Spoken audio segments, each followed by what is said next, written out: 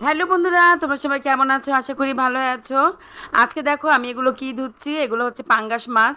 তোমরা অনেকেই পাঙ্গাস মাছ পছন্দ করো, অনেকেই করো না।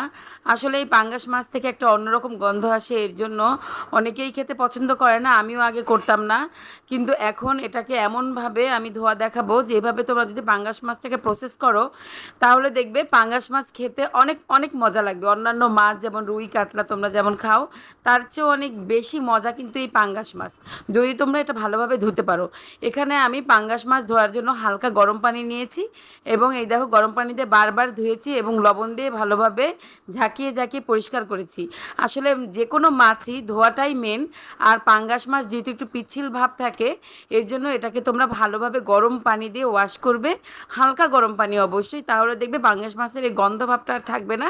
তারপরে লবণ দিয়ে এরকম আমার মতন আম ঝাঁকানের মতো ঝাঁকিয়ে ঝাঁকিয়ে পরিষ্কার করতে পারো। তোমরা ভালো থেকো।